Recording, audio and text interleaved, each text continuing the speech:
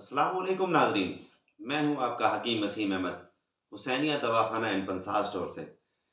नाजरीन, आज मैं बात करूंगा कब्ज और बवासीर के हवाले से। बहुत ज़्यादा लोग इस चीज़ का शिकार हैं।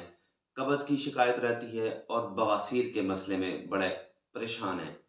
अक्सर हकीमों के पास चक्कर लगाते हैं, डॉक्टरों के पास चले जाते हैं, ऑपरेट भी करवाते हैं, उसके बावजूद भी सूरत हाल ठीक नहीं होती।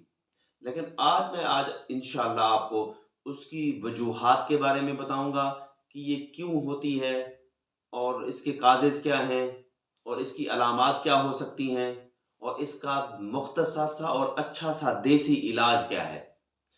सबसे पहली बात ये है कि एक तो हम अपनी जो है ना रूटीन चेंज नहीं करते ग़िज़ा के हवाले से। सबसे जो बड़ा मसला होता है ना, वो होता है ग़िज़ा का। ग़िज़ा से ही हमारे निज़ाम में बेहतरी आती है। अगर ग़िज़ा अच्छी होगी, मुतवाज़िन होगी, तो हमारी सेहत भी बनेगी। अगर जिस्म की खिलतें, क्योंकि ये जो बवासीर है, ये जुड़ी हुई है खुश्की के हवाले से। जिस्म में अगर खुश्की बढ़ जाए, तो उसकी वजह से बवासीर जैसी अलामात पैदा हो जाती हैं। शुरुआत इसकी होती है कब्ज़ से। हम एक तो ग़िज़ा अक्सर खाते हैं रात के वक़्त। सुबह नाश्ता हमारा होता नहीं है सही मानों में। दोपहर को भी हम अक्सर फ़ास्ट फ़ूड का इस्तेमाल करते हैं और रात को जो हमारा खाना होता है, वो हम अच्छा ख़ासा ऐसा बादशाहों वाला खा लेते हैं। फिर क्या होता है, हाज़मा सही तरीके से नहीं होता। ग़िज़ा हज़म जल्दी नहीं होती, वो आंतों में रह जाती है। फिर जो काम दाँतों ने करना होता है, वो फिर आंतों को करना पड़ जाता है। एक तो हम ग़िज़ा जब खाते हैं, जल्दी-जल्दी खाते हैं, दाँतों का इस्तेमाल सही मानों में करते नहीं हैं। अगर ग़िज़ा को सही मानों में चबा-चबा के इस्तेमाल किया जाए, तो ये सलाइवा जो है मुँह की, ये मुँह के अंदर जो सलाइवा बन जाता है, जिसको राल कहते हैं, तो ये उसमें मिक्स हो जाती है, तो जैसे ही ग़िज़ा अंदर जाती है, नरम बन के जाती है। हमने ग़िज़ा को खाना है पानी की तरह बना के अंदर भेजना है। जबकि हम क्या करते हैं, फ़ौरी तौर पे ऐसे ही निगल लेते हैं। एक तो ग़िज़ा को बेहतर करना पड़ेगा, फिर हम तेज़ मिसाले वाली चीज़ें ज़्यादा इस्तेमाल करते हैं।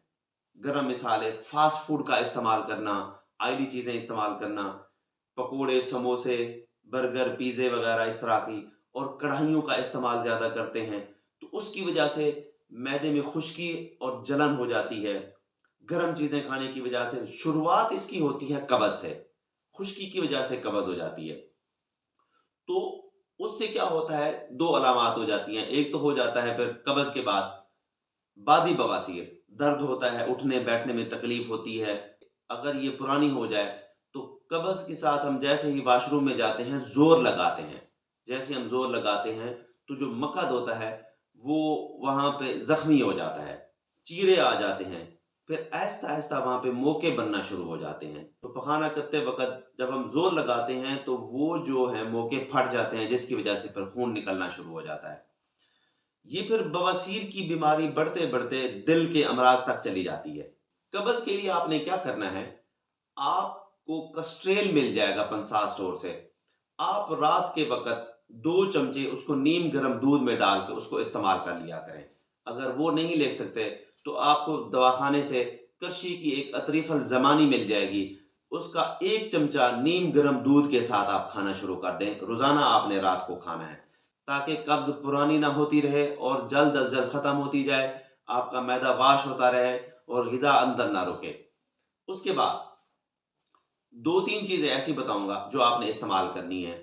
आप पंसार स्टोर से रीठा ले लें, छिलका रीठा 50 ग्राम या 100 ग्राम ले लें।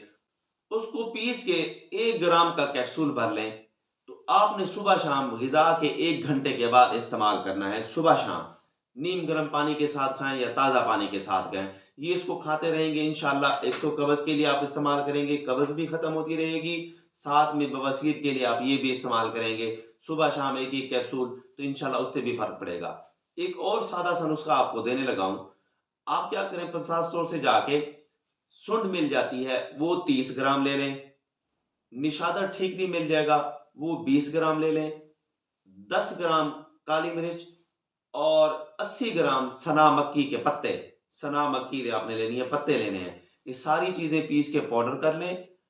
اس کے 1 گرام کے کیپسول آپ اس کے بھر لیں، یہ بھی صبح شام آپ اس کو استعمال کرنا شروع کر دیں، تو انشاءاللہ آپ کی جتنی بھی پرانی سے پرانی بواسیر ہے، چاہے خونی بواسیر ہے یا بادی بواسیر ہے، اللہ کے حکم سے ختم ہونا شروع ہو جائے گی۔ آپ اس کو استعمال کریں، غذا کو متوازن کریں، تو انشاءاللہ یہ کوئی بڑی بیماری نہیں ہے، آپ کو آپریٹ کروانے کی بھی ضرورت نہیں پڑے گی۔ اگر آپ کو خون آ رہا ہے، خون کو روکنے کے لیے بھی آپ استعمال کر سکتے ہیں، شربت انجوار مل جائے گا آپ کو، اور وہ آپ صبح شام اس کے 2 چمچ آدھا گلاس پانی میں ڈال کے وہ بھی صبح شام پیتے رہیں، اگر یہ خون زیادہ آ رہا ہے تو اس کو بھی یہ روک دے گا۔ اگر یہ ویڈیو آپ کو اچھی لگے تو میرے چینل کو لائک اور سبسکرائب کر دیں۔ مزید معلومات کے لیے رابطہ کریں حسینیہ دواخانہ اینڈ پنسا اسٹور۔